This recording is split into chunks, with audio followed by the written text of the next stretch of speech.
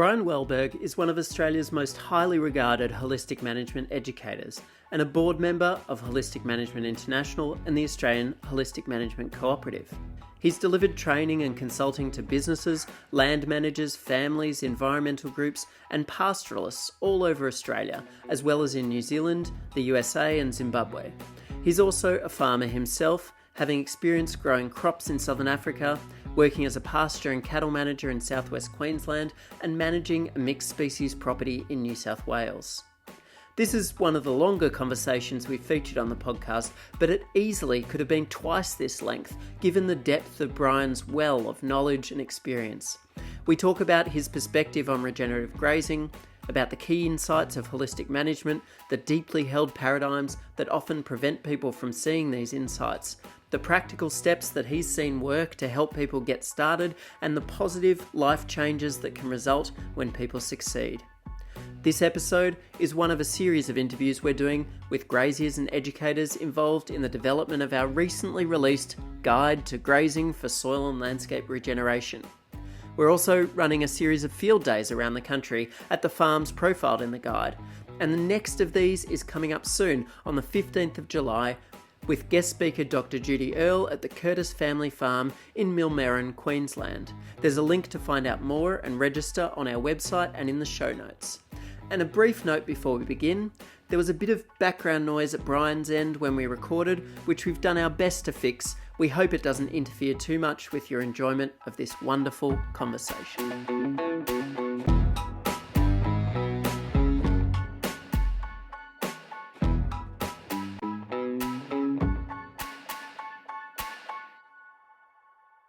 So thanks so much for coming on the podcast, Brian. It's really nice to have a chat with you after getting together for the launch of the Grazing Guide. No, thank you, Ellie. Yeah, it was a great day and great event. Lots of wonderful people there. It was fantastic.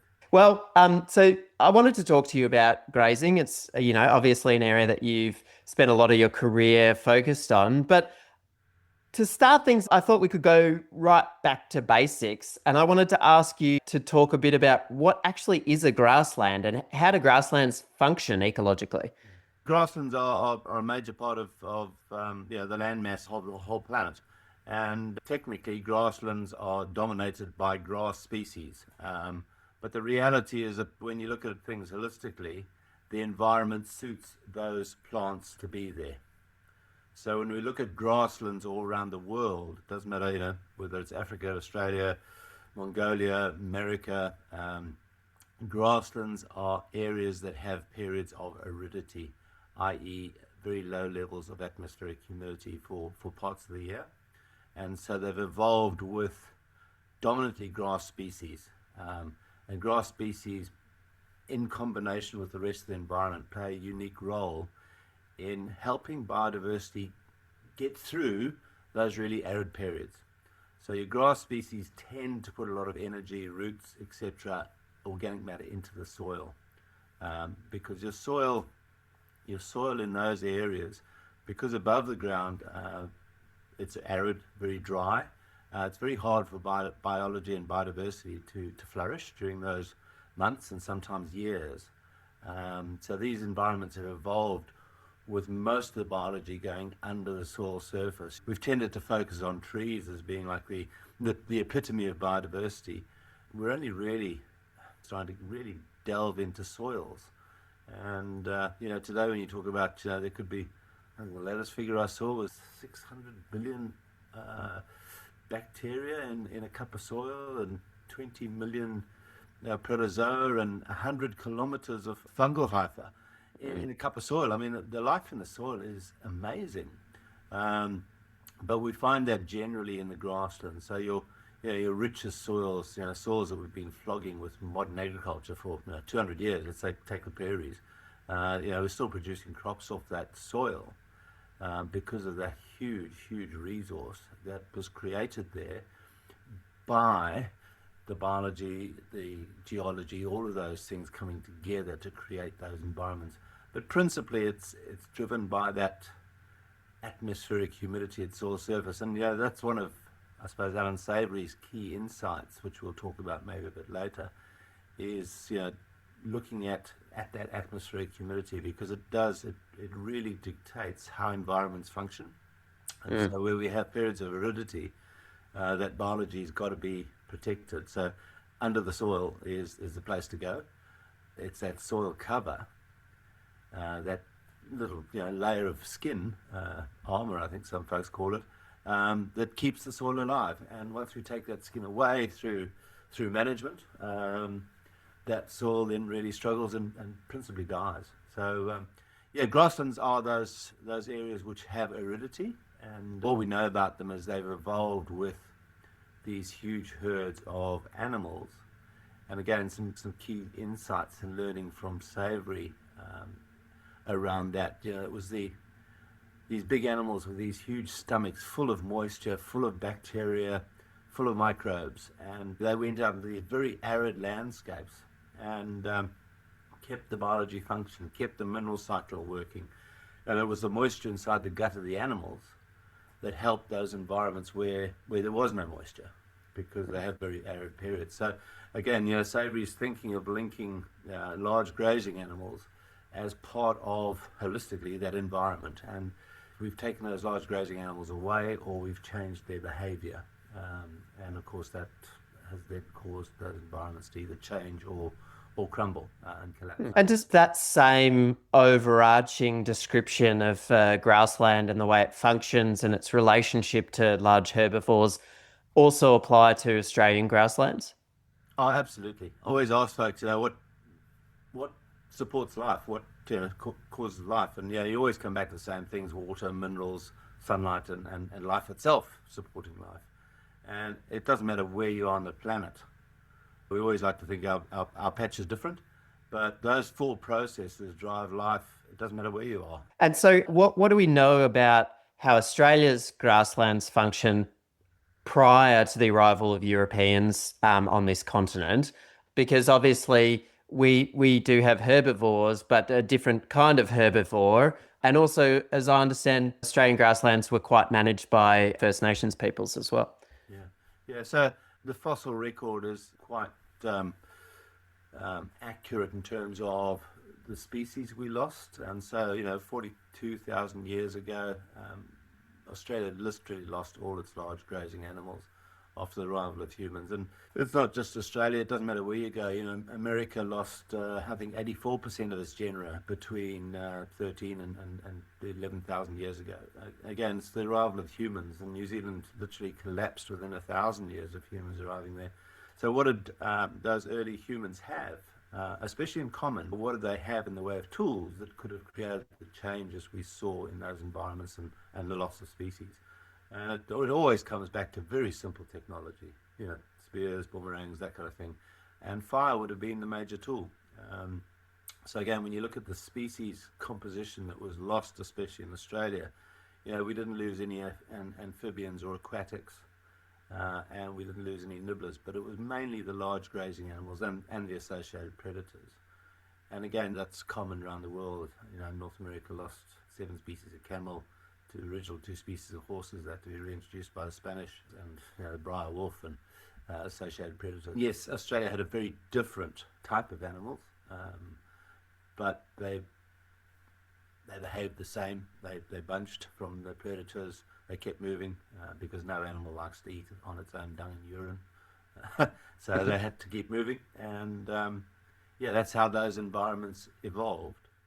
So after that extinction event of the Australian megafauna, then we were still left with plenty of herbivores grazing Australian grasslands, as well as that burning regime that you described. Does that describe broadly how the grasslands functioned in Australia until Europeans arrived? Yeah, as we get rid of predators, the behavior of the grazing animal changes. And so animals tend not to bunch as much because they bunch for protection. The only real defense grazing animals have from pack hunting predators is to remain bunched. Get your sheepdog or cattle dog and drag him into the middle of your herd or flock, and they panic and they try their best to get out of the mob. So again, some of Savory's early observations in his time in national parks in Africa, and looking at how those fairly pristine environments where you still had that very strong relationship between the pack hunting predators and the large grazing animals and how they behaved, and behaved very differently. And what were the predators that have been lost out of the Australian environment? Yeah. From the record, the marsupial lion's probably the major one. But I think all our predators here were a bit slower. So again, we still had predators, whether it was the lizards, whether it was the snakes. When we look at the largest concentration that I'm aware of dinosaur footprints is actually in Australia, up at Winton. I think it's something like 311 species and one predator. Footprints all in what was back then mud, and they've been fossilized. Australia, yes, had very different types of animals, but the behavior appeared to be exactly the same. And importantly, the impact on soil surface by those animals and that relationship, again, exactly the same. And the good news is, while we can't bring back the diprotodons and the marsupial lions and the giant lizards and what have you, we can and we are. And the fantastic producers all around the country doing amazing stuff for their soils and their biology, using livestock and just managing them differently. So before we get to that, I just want to tackle the next part of the history of Australia's grazing lands, and that's the history since European arrival. So how did that change things or accelerate some trends that might have already been slowly trending? Yeah. Certainly we brought a lot more technology with us. And again, technology is neither good nor bad. It's just a tool, and it's how we use the technology that creates the outcomes that we see. We often castigate certain tools, but they're just a tool. It's how we as humans actually implement and use them. So, with the arrival of Europeans, we certainly brought a lot more technology, and we bought livestock. And again, when we take where that livestock's come from, mainly Europe and the American Eastern Seaboard, those environments didn't generally have long periods of aridity. They were slightly different, but we brought them to this continent, and the way we managed them has created further huge problems for us. And when you say the way we manage them, what are the things that, define that management approach? Yeah. Generally, animals spend longer in the same area, and because we've taken away the predators, they tend to spread out more. So they spend more time eating the best species, and as soon as that species grows, it gets eaten again. So we'll talk about recovery down the track as well, but the natural pattern and the natural system had this built-in mechanism allowing plants to regrow after a severe grazing. And that was either through concentrated dung or urine, or the fact that animals were bunched and kept moving by pack hunting predators. So we've changed both of those dynamics. We've fenced off large areas, put animals in there for long periods of time, sometimes years. It's just changed the environment hugely, and mostly for the worst, sadly. I'm really excited to get to what are the positive stories of how people can shift their management of grazing animals. But let's just talk first about some of the issues that land managers are experiencing today as a result of that history of that style of management of grasslands. Yeah. Well, again, we know we've lost huge amounts of biodiversity, and the minute we start losing biodiversity, the land loses its resilience. The more species we can jam into any environment, the more resilient it'll be. And nature's always going to throw floods and droughts and fires and all that kind of stuff at us. But if we've got that resilience through biodiversity, we'll go the ups and downs without too much of a disturbance. But the minute we simplify biodiversity through our management, we're much more susceptible to those droughts, to those floods. And when you say biodiversity, you're talking below the ground organisms, you're talking about plants, you're talking about above ground organisms, everything. Yeah, absolutely. On my own farm, on a 42-degree day, I was up there checking out the soil temperature, and literally our driveway was 72 degrees. I mean, you could almost fry an egg on that. Our lawn right next door, a foot away, was 29, and the ambient temperature was 42. It's exactly the same energy coming from the sun, but in one place it's converting to starches and sugars and proteins to support life, and on the other it's just converting to heat. So when your soil, and especially that top inch or two of soil, gets to those kind of temperatures, what biology, what life is going to live in those soils? And, especially in grasslands where most of the life is in the soil to allow it to get through those periods of aridity. What's going to live in soils that gets up over 50 degrees? Most of our seeds become sterile at 50 degrees. So, it just starts unwinding the biology as soon as we bear off our soil. And, we can bear it off through grazing management. We can bear it off through intense trampling over a long period of time. We can bear it off with fire.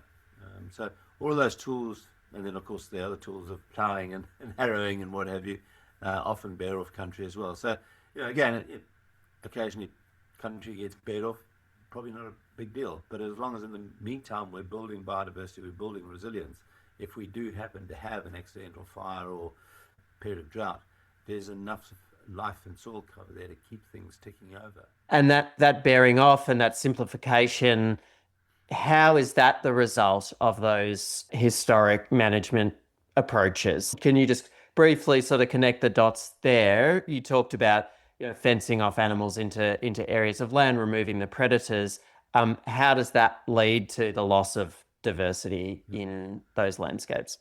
So again, focusing on the grazing side, if we just put one animal in a paddock, we know exactly what it's going to do. It's going to go up to that corner where its favorite plants are, eat the hell out of them, and eventually the plant can't keep on going.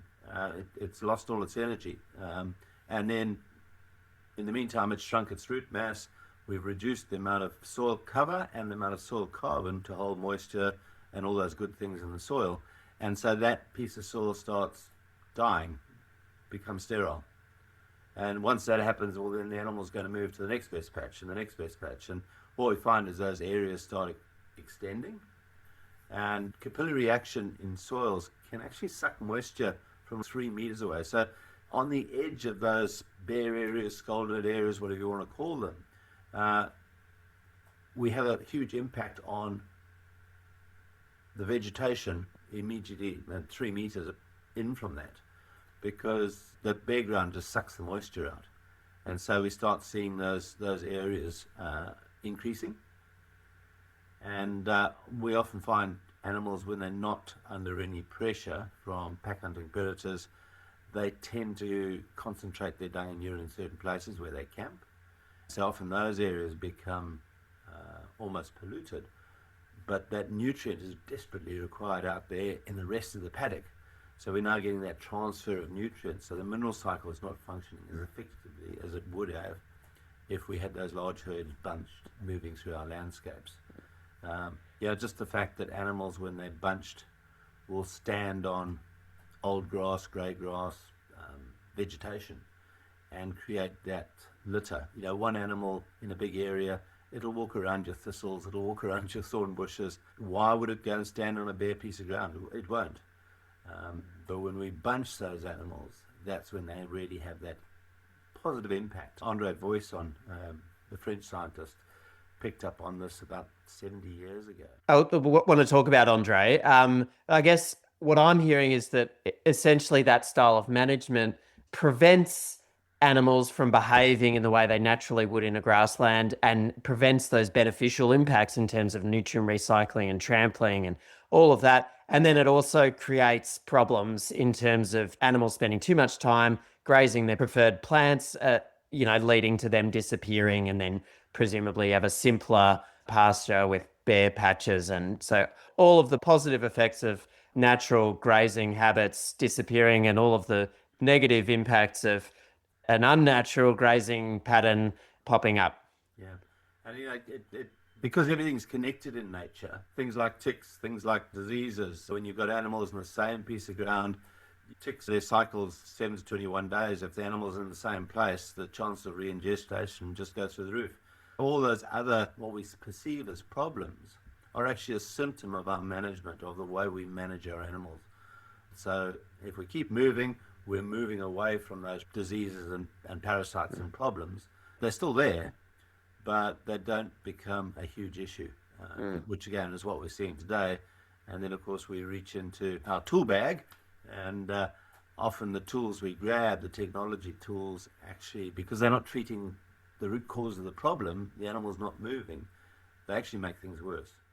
So that's a really great explanation of what's going on and what some of the dysfunctions might be that are leading to some of the problems that graziers are experiencing. At our launch event for our new guide to grazing for soil and landscape regeneration, you talked about 4 misconceptions about what causes these problems. Do you want to just talk about them maybe one by one? The first of them was the idea that overgrazing is due to too many animals. Fantastic, yeah. It's a deeply held belief. Just about every nation in the world that has livestock has created policies, government policies, that if you are seen to be harming, destroying the environment, there's policies in place to reduce your animal numbers, because that is the perception. Overgrazing is caused by too many animals. And I mentioned Andre Voisin earlier, and he really opened everybody's eyes to the fact that it's got nothing to do with animal numbers. It's all about time. And there's really only 2 ways we overgraze plants and cause them to disappear from the environment. Is either animals stay in the vicinity of that plant for too long, and so every time it tries to regrow using its stored root energy, it gets eaten and never has time to replenish that root energy, and obviously once the root energy is gone, the plant dies. By staying too long in the paddock, we overgraze our best plants, and once the best plant's gone, well, then the animal's going to shift on to the next best plant, and the next best plant, and the next best plant. And of course, coming back too soon.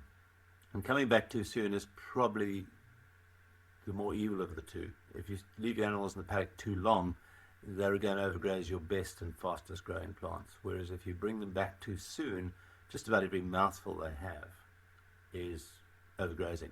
And overgrazing, again, is eating a plant before it's had time to replenish its energies. I always use the example, if we got rid of every single grazing animal in Australia, every kangaroo, wallaby, wombat, camel, cow, sheep, alpaca, emu, whatever it is, if we got rid of every single grazing animal, and we just helicoptered one red kangaroo and dropped it on the banks of the Todd River out there near Alice Springs, and asked the question, would it overgraze plants? And absolutely it would.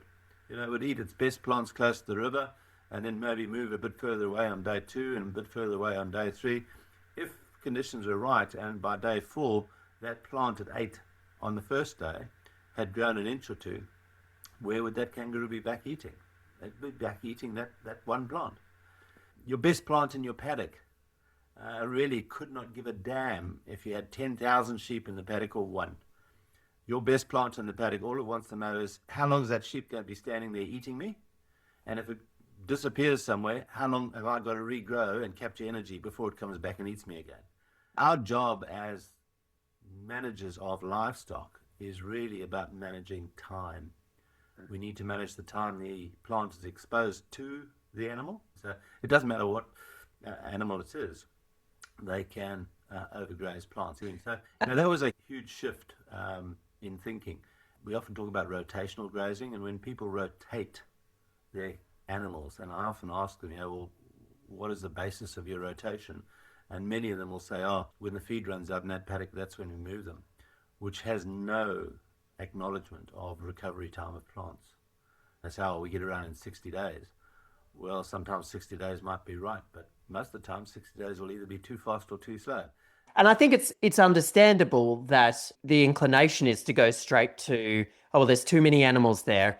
Maybe partly because they're large animals. We think, large animals must be having an impact. They're big, they're heavy. You often hear this thing about hard hooves, and it's natural to think, hard hooves are going to damage the landscape. They're going to damage the soil, especially if they're on a big animal.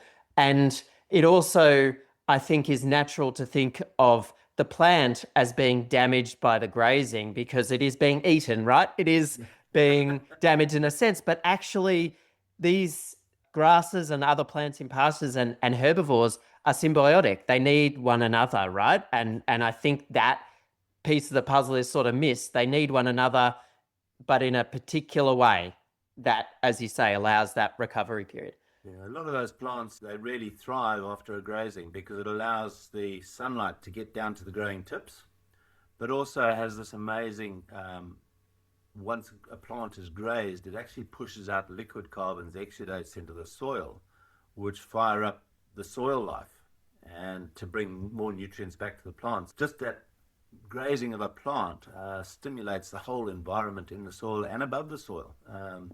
And then what we've got to make sure is we have adequate time for that plant to regrow, capture sunlight, and store it ready for the next round. And that point about hard hooves, I mean, I think, as you said, you mentioned chickens a few times and how chickens poorly managed can turn the soil to concrete. And, you know, they don't have hard hooves. They're not a very heavy animal. It's really the impact on plants that creates compaction and creates damage. Yeah, it's the timing. You know, go to most households around the country and stand at the kitchen door, look out the back door towards the Hills Hoist, and there's a bare track. Again, not made by hard-hoofed animals. It's the fact that we walk that every day or every week or whatever it is. I'm constantly taking pictures of kangaroos where they go under fences. We all know where they go under the fences because there's this bare strip under the fence that's eroding and it literally has nothing to do with foot structure. So, you know, animals when they bunch tend to spend more time on their toes, so they will chip, they'll loosen, but they'll also stand on plants that generally they wouldn't stand on, like thistles, like thorn trees, like old grey oxidizing grass, which really needs to be put onto the soil surface where the life in the soil, the microbes, can then access that nutrient. If we leave organic matter standing upright, the life in the soil can't leap out of the soil, and earthworms can't leap out of the soil and graze an old grey plant that's standing upright. Somehow or other, we've got to get that down onto the soil surface so the earthworms and microbes can get hold of it. That was the role of large grazing animals when they're bunched. When they're not bunched, they spread out. They don't stand on plants like they should.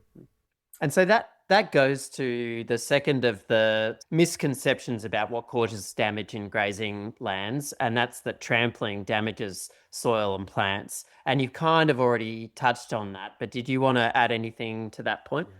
Again, it's timing. If we have that same impact day after day after day, you will have degradation, you will have erosion, you will have compaction, you will have all those negative things.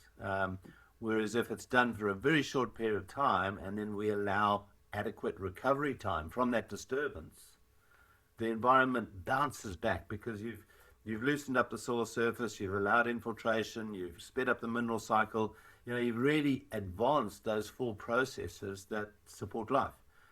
Yeah. And again, trampling for a short period of time can be a good thing. Trampling repeated in the same place for a long time can be a negative. So I think the third misconception that you mentioned was the idea that severe grazing is bad for plants. Do you want to address that one? Yeah, sure. Again, you open the gate and let your cows through the gate and your best chicory or plantain or paspalum, whatever it is, and the cow literally takes 2 steps into the paddock and chews it right down to the ground. Often that's the best thing for those plants because it fires up the life in the soil, but also allows the sunlight to get down to the growing tips of that plant. When we look at the structure of the mouth structure of these large grazing animals, they've evolved over millions of years to eat by the mouthful. And because they've got these big mouths, they will just chew your best plant down to the ground within seconds. And we have a lot of good research and a lot of, again, paradigms around, don't take more than a third of your plant, or if it's introduced species, you can take half a plant. Well, I've never actually worked out how to tell my cow that plant you can only take a third and that plant they can only take a half. They will take your best plant right down to the ground within 2 seconds of you opening the gate. And, we can't manage that. The research is actually 100% correct. The more leaf we take off the plant, the longer it takes to recapture its energy because you've taken away the solar panels. But the reality is you can't stop your animals. And, even monocultures of ryegrass, you'll put your animals into a paddock of ryegrass and they'll go to certain areas, chew the plants right down to the ground, and other places might just have a nibble on it. Those animals know what they want in terms of diet, and they know how to get it from which plants and where in the plant they need to graze. And often some minerals, because they don't transfer well, tend to be in the bottom third of the plant. And so if the animals are after certain minerals, they'll take those plants down because that's where the good stuff is. Our job as managers, we can't control the severity of the bite, but we can control recovery time. And so our job as managers is to go out in the paddock and see those severely grazed plants, literally the ones that have been chewed down to within an inch, and make sure they have recovery time. Because often people drive through their paddocks, drive across their paddocks, looking across the paddocks, and they see plenty of grass and say, oh, it must have recovered. But are they seeing the severely grazed ones? Would it be right to say that then if a land manager is looking at a paddock and saying, oh, I'm seeing that about a third or 2/3 of the pasture has been grazed down, what they might be seeing is all of the best, most palatable, most desirable plants will already have been severely grazed, and now the animals might be sort of nibbling away at their less preferred grasses. You might think that you are moving them on when they've grazed down 2/3 of the pasture, but actually they've already grazed all of what they want, and now they're sort of not that interested in what's left. The plants are regrowing because they're in the growing season. Those severely grazed plants might now be getting another graze because they happen to have grown an inch or two. Now they're the most desirable plant in the paddock again. And your animals have this amazing ability to sniff out those plants. I've done sort of trials at night where we move animals into a paddock at night. We're talking 1,500 acre paddock with 600 cows and steers. And literally overnight they will go out and just sniff out, in this case it was Panicum maximum, giant panic, and eat them all down to the ground. They got a huge space and they do it in the dark when they can't see, and you're going, wow, they've evolved over millions of years to be able to do that. The fourth of those paradigms or misconceptions that you mentioned at the event was that rest restores biodiversity. Yeah, a very big paradigm, and it does push some buttons. Every nation on the planet today has implemented that paradigm that resting restores biodiversity, and we call them wilderness areas, national parks. And again, coming from Alan Savory's thinking around brittleness, where you have high levels of atmospheric humidity, biology can function outside of the soil. Biology can function up, trees in a rainforest. There's research showing that moss and lichens and life on some of the rainforest trees exceeds the weight of the tree, but they have no connection to the soil. They're getting everything from the atmosphere and the tree itself. And the soils in those sorts of environments are actually, as I understand, quite poor, because there's actually no time or incentive for plants to be putting nutrients into the soil. Yeah. So they put a lot of nutrient above the ground. Great big juicy plants, big juicy leaves and what have you, because that's where the biology is. The biology can live above the ground. It's always quite interesting because, slash and burn agriculture, which has been around for thousands of years, originated in the rainforests. And why on earth would people go to all that effort of having to slash and burn forests every couple of years? Well, the answer is that the soils just weren't that nutritious, and often they're minerally rich because often those areas are on volcanic breaks or faults or something like that. So the minerals are there, but they're just not cycling because there's no biology. It all happens above the ground. It's not needed. So going back to that last point of rest, we've adopted these ideas principally from non-brittle environments. It's not necessarily the amount of rainfall, it's that atmospheric humidity. So, parts of Europe get less than 20 inches of rain a year, but because they have those moist onshore winds from the oceans, there's enough moisture in the atmosphere for biology to flourish above the soil surface. Whereas, parts of Australia, parts of Africa, parts of America, they get 36 inches plus of rainfall, but it all falls literally within a couple of months, and then we have long periods of aridity. So rainfall per se is not a dictator of how things function. It's that spread over the calendar year. So, resting land has come from those environments where we have high levels of moisture. Look it up, it's fantastic. Biodiversity bounds back. But in our seasonal rainfall areas, the worst thing we can do is rest that land. We see it constantly in a lot of our national parks. Why is it that those areas, when they're locked up, are somehow not functioning? That the native herbivores and whatever animals, and the pest species and everything that's in that environment, it's not functioning in the way it should to provide that rest and recovery? Yeah. Again, having taken the pack hunting predators away from the environments, kangaroos, we all know they do terrible damage, overgrazing plants, creating bare ground.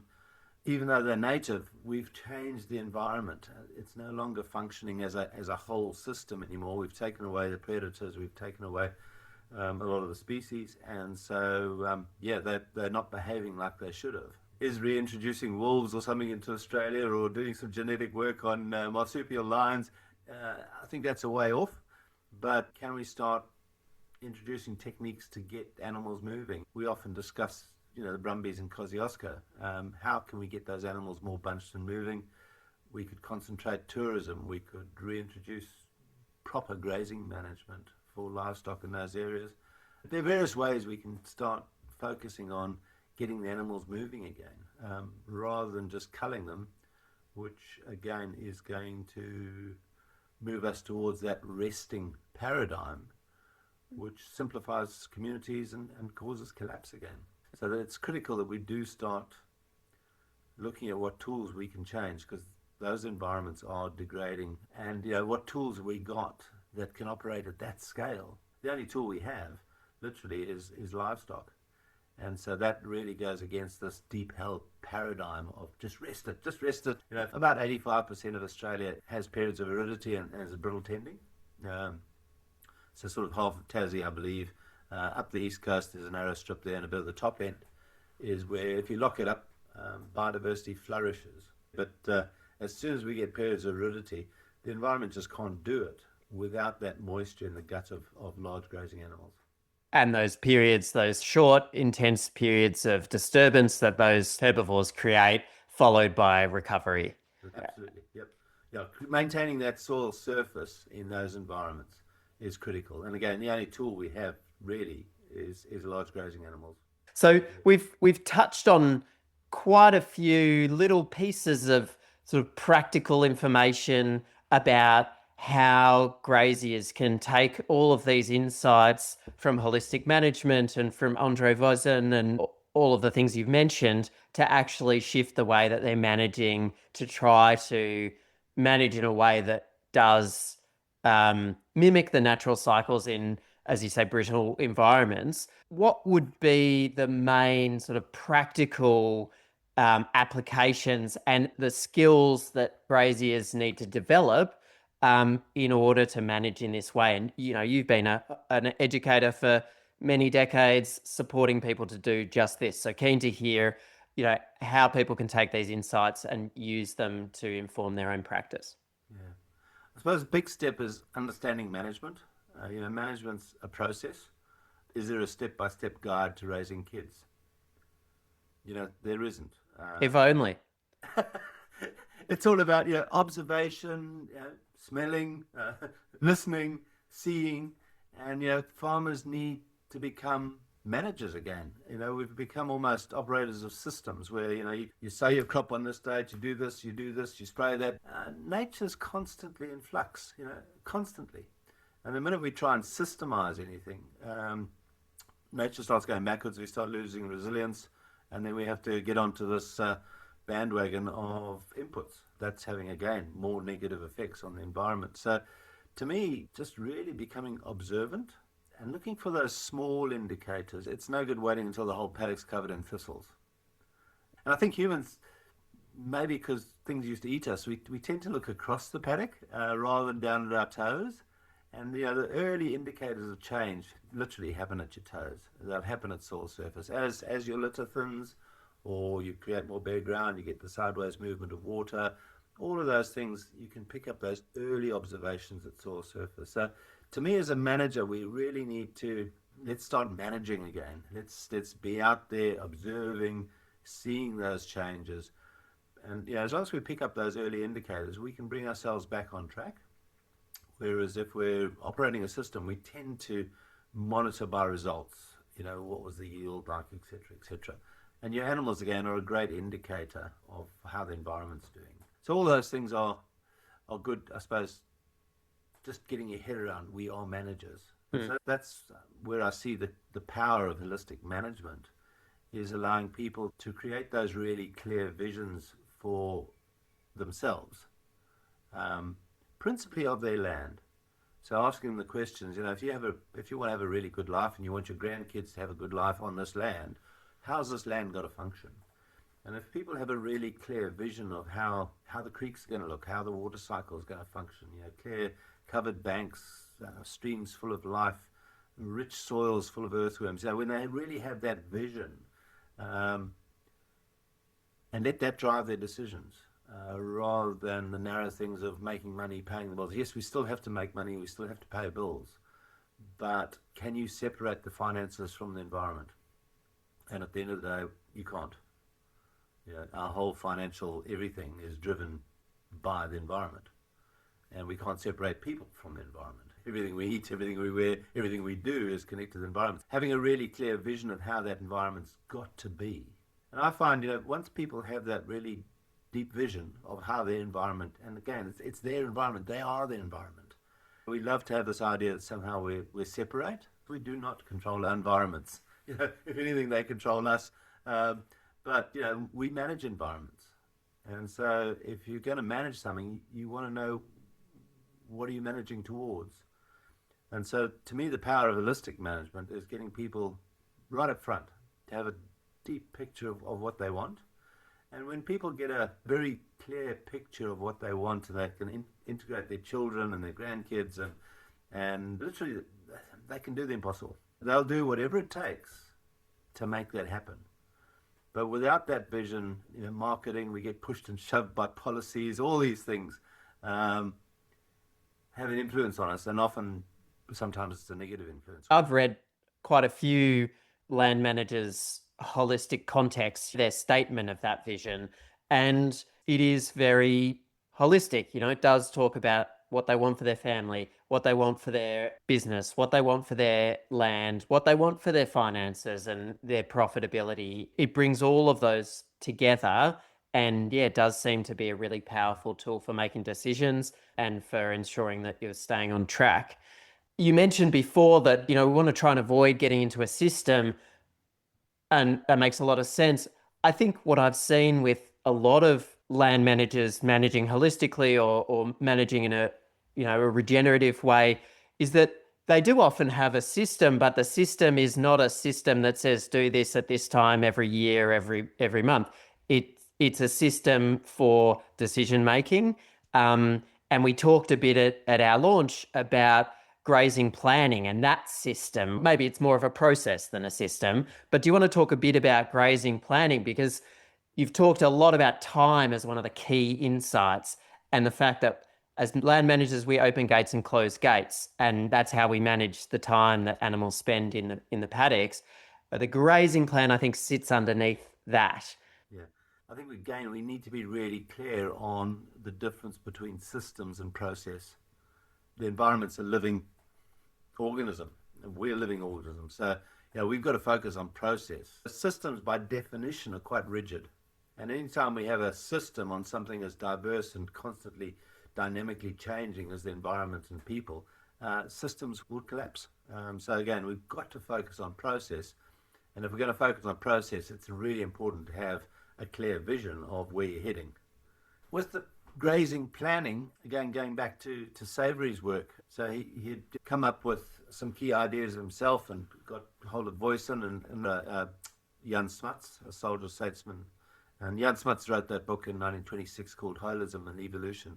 And, one of his key phrases in that book was, we'll never understand nature by studying parts, because everything's connected. And you take a part out and then everything's changed. His was also some key learnings for Savory and for the world, basically, on now viewing the environment as a whole rather than chopping it up into parts.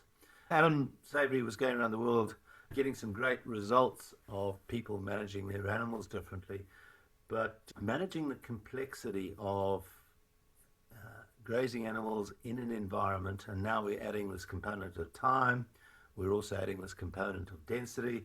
The human capacity for managing lots of moving parts is actually terrible. We need a process.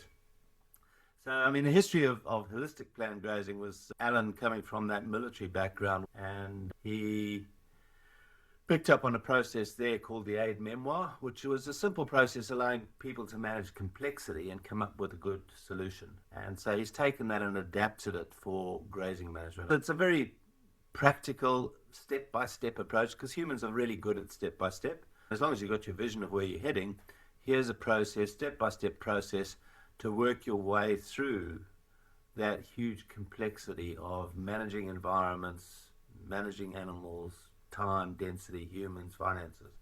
But it also allows us to factor in stopping overgrazing, but also moving towards having more animal impact to improve those environments moving forward.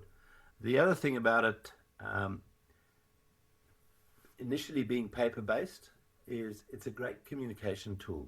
It's a time when the family, the business, the organization, whatever it is, can get together and sit around a table. It's that complexity we're dealing with, and it's getting buy-in from the rest of your team, because often, the person who makes the plan isn't the person who implements the plan. So the planning process, I think, is critical to managing A, the complexity, but B, getting the team on board so your decisions are good ones for everybody. And again, being visual, you can put it up on the wall and everybody can access it. I always put all my grazing charts on the toilet door, because it was basically first port of call every morning, and maybe several times a day you visited the toilet, and there was a grazing chart, and literally it told me where I was, where the family was, where the cows were, where the chickens were, where the pigs were, what trees were flowering. Literally, it can take as much information as possible. Again, a lot of those social things, which I always make a bit of a joke, because I always used to forget my wedding anniversary until I started capturing it on my grazing chart. Social things are really important, but where do you want to be when it's your children's birthday? If you haven't planned to be having a celebration, the chances are it's not going to happen. You'll be down in the paddock fixing fences, or covered in calf poo or something. So again, it's a very powerful planning process, and it's just a great communication tool. And there's a lot of information about all of the how of doing grazing planning, and pictures of grazing charts in the grazing guide on our website. I think we might also be able to link to some examples of, I think you shared a downloadable grazing chart with the people who are at the field day, so maybe we'll share that in the show notes as well. There's a great quote, I can't remember who said it, about all plans are useless, but planning's very useful. And so obviously the other side of planning is the monitoring and adapting. And you've already talked about that quite a bit in this conversation, about monitoring recovery and using that to decide when is the right time to come back, or when's too early, when's too long.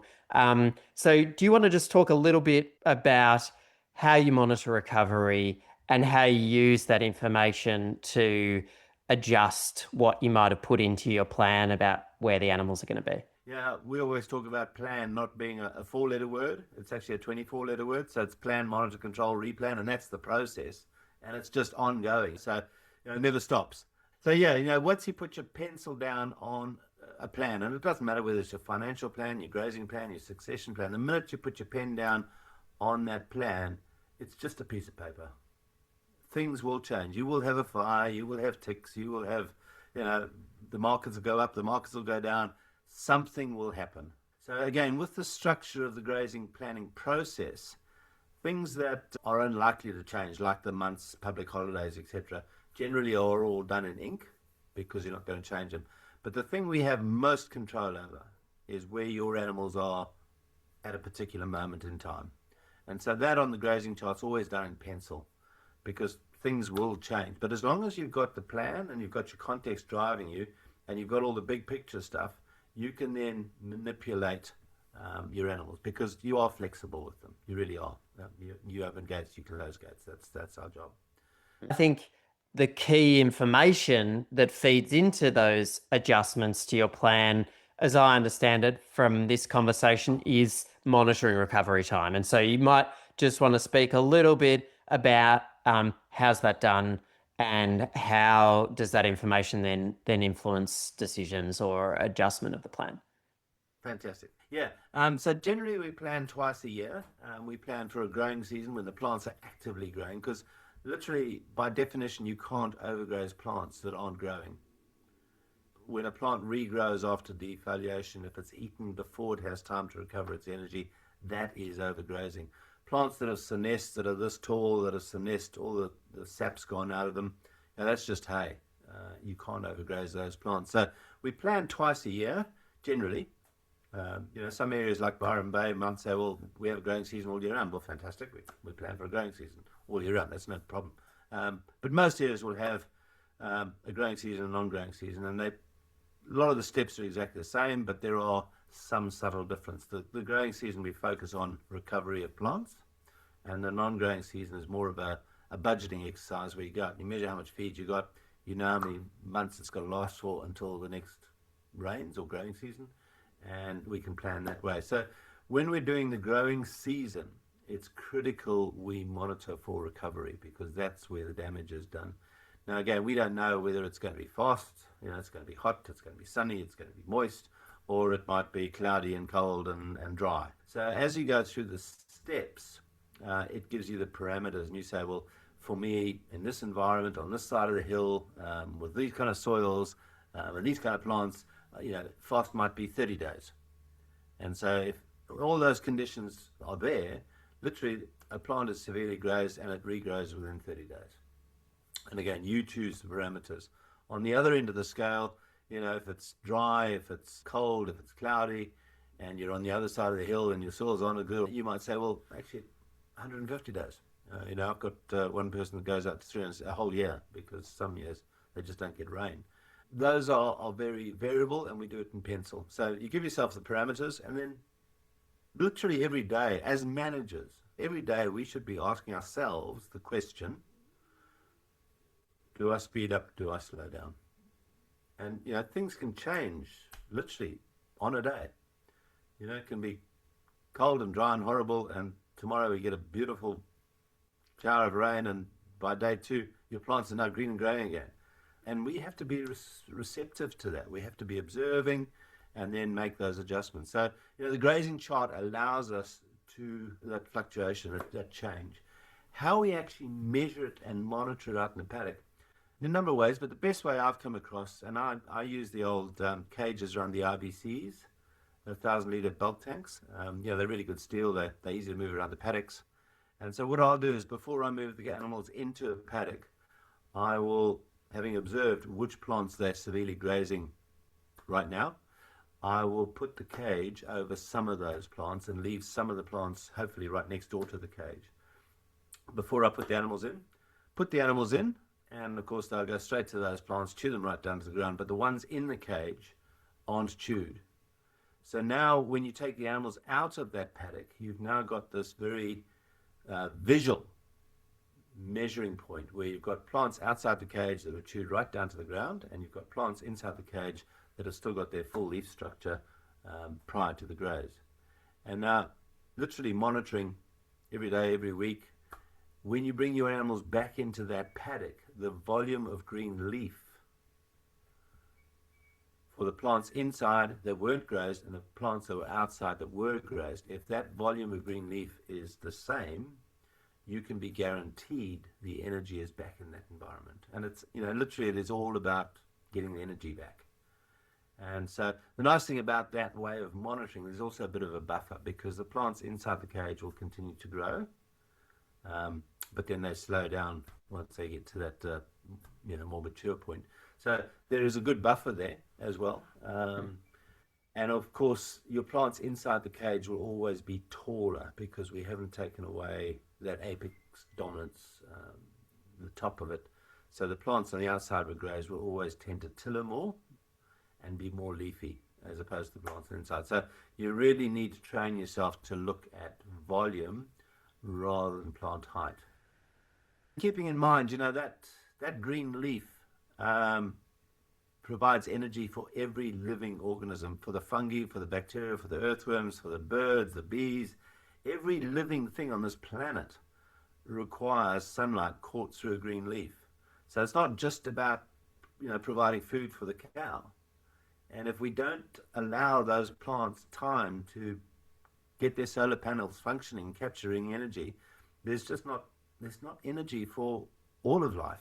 And so again, as we simplify life because there's not enough energy, it creates the big fluctuations and the loss of resilience that we're seeing over so much of the world's landscape today. Yeah.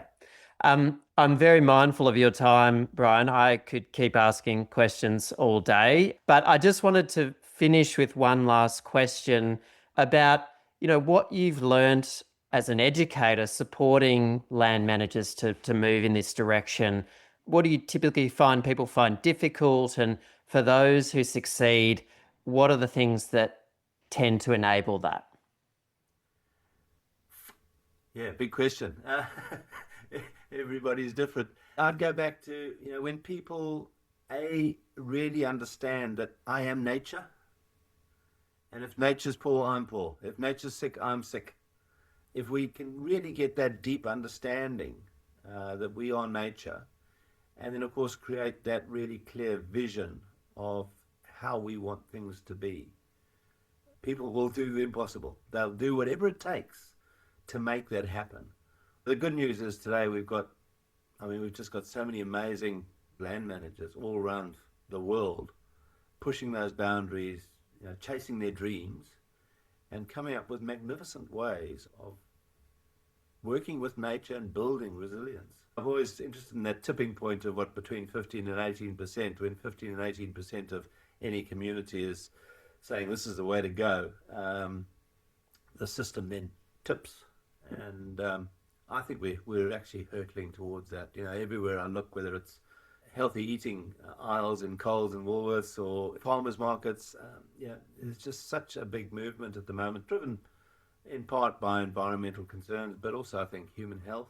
So I have great hope at the moment that we're turning the boat around, which is just fantastic. Brilliant. Well, I think that's a very nice note on which to end. Brian, thank you so much for your time and for sharing your knowledge and your experience. Really appreciate it. And I think a lot of people will find this a very useful and insightful conversation. Wonderful. Thanks for being you as well. This episode of the Soils for Life podcast was hosted by me, Ellie Court, and edited and produced by Chris Wiffering. Check out the show notes for links to everything we discussed in this episode, including details and registration link for the upcoming field day. As always, questions, comments, and feedback can be sent to info@soilsforlife.org.au.